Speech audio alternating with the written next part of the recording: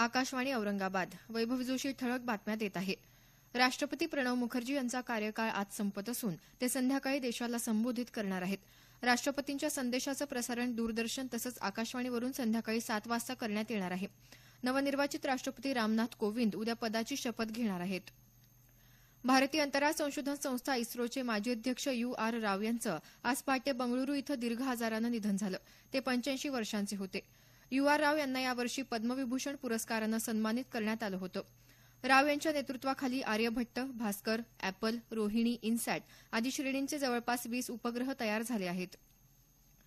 अखिल भारतीय वैद्यकीय प्रवेश परीक्षा नीटसाठी आता प्रश्नपत्रिका सर्व भाषांमध्ये सारखीच राहणार असल्याचं केंद्रीय मनुष्यबळ विकास मंत्री प्रकाश जावडेकर यांनी स्पष्ट केलं आहे. ते काल कोलकाता इथं वार्ताहरांशी बोलत होते.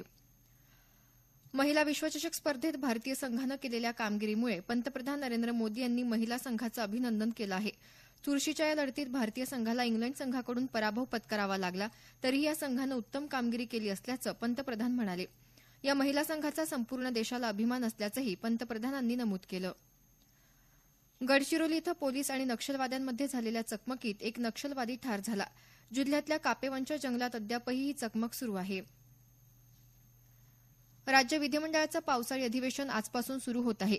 शेतकरी कर्जमाफी, समृद्धी महामार्ग, तूर खरेदीचा प्रश्न, झोपडपट्टी पुनर्वसन योजनेत उघडकीला आलेले घोटाळे, कायदा आणि सुव्यवस्था आदी मुद्दे या अधिवेशनात महत्त्वाचे ठरण्याची शक्यता आहे. श्रावण महिन्याला आजपासून सुरुवात होत असून आज पहिला श्रावणी सोमवार आहे.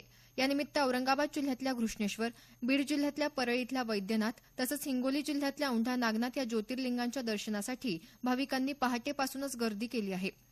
संक्षिप्त बातमीपत्र संपलं. आमचं यानंतरचं बातमीपत्र दुपारी 1 वाजता.